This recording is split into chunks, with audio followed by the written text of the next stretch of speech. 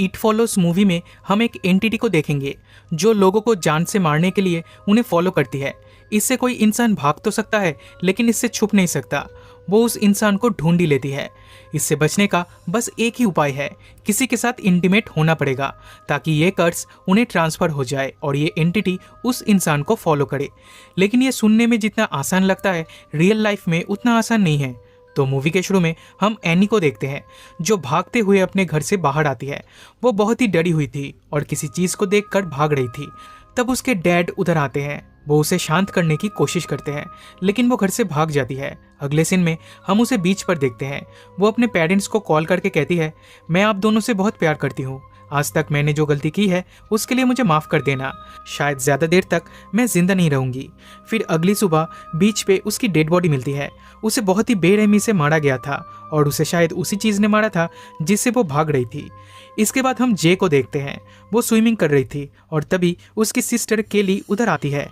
वो जे के new boyfriend ह्यू के बारे में पूछती है तो जे शर्मा जाती है और कहती है, आज हम दोनों डेट पे जाने वाले हैं। इवनिंग में उसके दो फ्रेंड्स पॉल और यारा उससे मिलने आते हैं। डेट के बारे में सुनकर पॉल अपसेट हो जाता है क्योंकि वो जे को पसंद करता है। कुछ देर बाद जे उसके बॉयफ्रेंड के साथ मूवी देखने जाती है।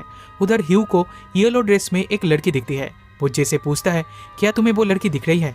जे कहती है, नहीं, उधर तो कोई भी नहीं है। ये सुनकर ह्यू बहुत घबरा जाता है और उसे लेकर बाहर चला आता है। फिर वो दोनों एक रेस्टोरेंट में डिनर करने जाते हैं। तब हम देखते हैं एक आदमी ह्यू की तरफ ही आ रहा था। अगले दिन केली जे से उसके डेट के बारे में पूछती है।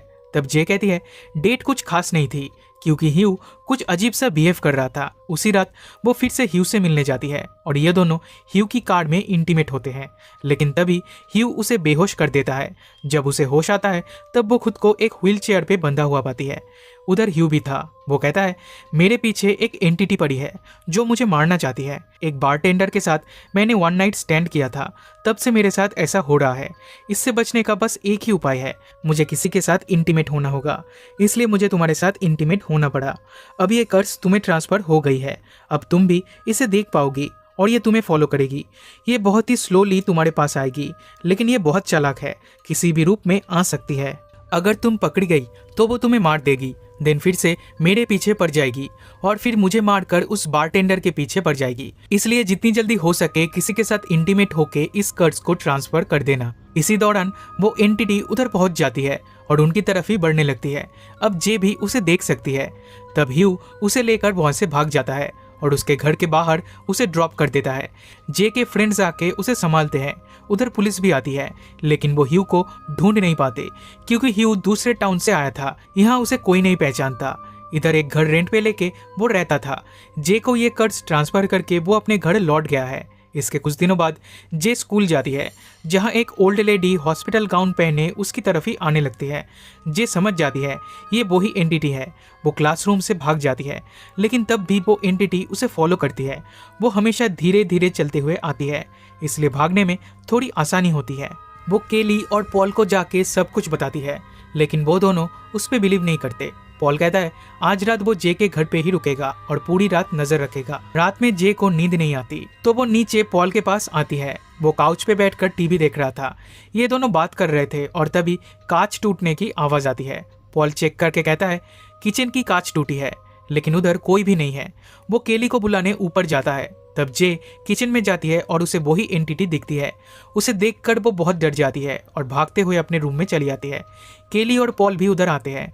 वो दोनों उस एंटिटी को देख नहीं पा रहे थे इसलिए वो उस पर बिलीव नहीं करते। तब यारा उधर आती है और उसके पीछे वो एंटिटी भी उधर आती है पर जे बालकनी से कूदकर एक प्लेग्राउंड में आ जाती है।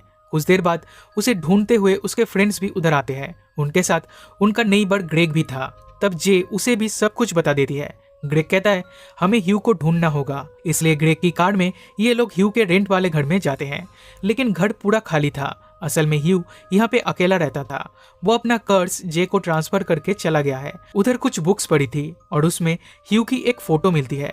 पॉल इस जैकेट को देखकर पहचान जाता है। उसे पता है ये कौन से स्कूल का जैकेट है। तो ये लोग उसी स्कूल में जाते हैं और उन्हें पता चलता है ह्यू का असली नाम है जेफ। उसका एड्रेस लेके वो लोग उसके घर पे जाते हैं।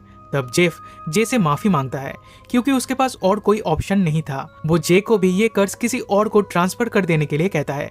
इसके लिए जे को किसी के साथ इंटीमेट होना पड़ेगा। मूवी के शुरू में हम एनी को देखे थे। जेफ ने उसे ये कर्ज ट्रांसफर किया था, लेकिन उसकी डेथ के बाद वो एंटिटी फिर से जेफ के पीछे पड़ गई थी, इसलिए उसे जे को ये कर्ज ट्रांसफर करना पड़ा।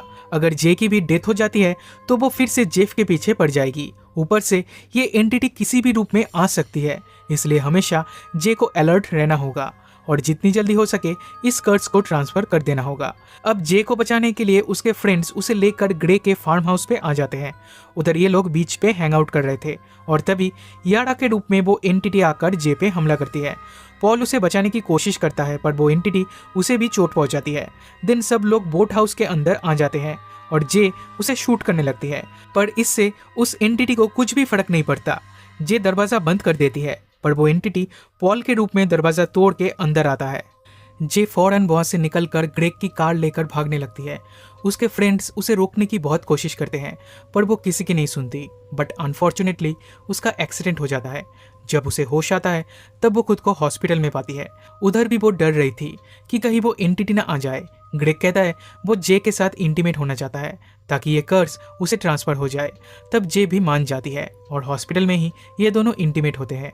कुछ दिन बीत जाते हैं पर जे को वो एंटिटी नहीं दिखती, लेकिन वो ग्रेग के लिए परेशान रहती है क्योंकि अब उसकी जान खतरे में है। उधर ग्रेग इस मैटर को कैजुअली लेता है। वो कहता है अभी तक उसे कोई भी एंटिटी नहीं दिखी, ये सब बस वहम है। जे की मेंटल कंडीशन शायद ठीक नहीं है। लेकिन उसी रात जे विंडो से ग्रेग को देखती है। वो समझ जाती है ये ग्रेग नहीं, असल में वो एंटिटी है। वो ग्रेग को कॉल करती है पर उसका फोन बिजी था। इधर वो एंटिटी डोर पे नॉक करता है पर कोई दरवाजा खोल नहीं रहा है। ये देखकर वो विंडो तोड़ के घर के अंदर जाता है। जे भी भागते हुए उसके पीछे जाती है और देखती है ये एंटिटी ग्रेग की मॉम के रूप में उसका डोर नॉक कर रही है। जे चिल्ला के कहती है ग्रेग प्लीज दरवाजा मत खोलना, तुम्हारी जान खतरे में है। पर ग्रेग को कुछ भी समझ में नहीं आता। वो दरवाजा खोल देता है और वो एंटिटी उसे मार देती है। दिन वो एंटिटी फिर से जे के पीछे पड़ जाती है। अगले दिन पॉल कहता है वो उसके साथ इंटीमेट होना चाहता है ताकि ये एंटिटी उसके पीछे पड़ जाए, लेकिन जे उसे मना कर देती है क्योंकि वो एंटिटी पॉल को भी मार देगी। तब जे और उसके फ्रेंड्स मिलकर उस एंटिटी को खत्म करने का एक प्लान बनाते हैं। ये लोग एक स्विमिंग पूल में जाते हैं और पूल के आसपास इलेक्ट्रिक डिवाइस रख देते हैं। ये लोग उस एंटिटी को इलेक्ट्रिक शॉक देकर मारना चाहते हैं और जे पूल में उतर के उसका वेट करने लगती है। कुछ देर बाद वो एंटिटी उधर आती है, लेकिन वो बहुत ही ज्यादा स्मार्ट है। वो उनका प्लान समझ जाती है, इसलिए इलेक्ट्रिक डिवाइस को जे के ऊपर ही फेंकने लगती है। तब केली उसके ऊपर एक कपड़ा डाल देती है और पॉल उसे शूट कर देता है। तब वो पानी में गिर जाती है, लेकिन फिर भी जे को नहीं छोड़ती, उसका पैर पकड़ लेती है। तब पॉल उसके सर में गोली मारता है और वो जे को छोड़ देती है। फिर चेक करने पर जे को उधर वो एंटिटी नहीं दिखती, बस खून दिखता है। उनका ये प्लान भी फेल हो चुका था, इसलिए ना चाहते हुए भी जे को पॉल के साथ इंटीमेट होना पड़ता है और वो एंटिटी अब पॉल के पीछे पड़ जाती है। फिर एक दिन वो कुछ लड़कियों को देखता है और सोचता है उनके साथ इंटीमेट होके ये कर्ज उन्हें ट्रांसफर कर देगा, पर उसकी हिम्मत नहीं होती उनसे जाके बात करने की। इस तरह से कुछ दिन बीत जाते हैं, लेकिन पॉल को वो एंटिटी कहीं भी नहीं दिखती। लेकिन हम व्यूअर्स देखते हैं वो एंटिटी उनके पीछे ही आ रही है। इसी के साथ ये मूवी पे खत्म हो जाती है।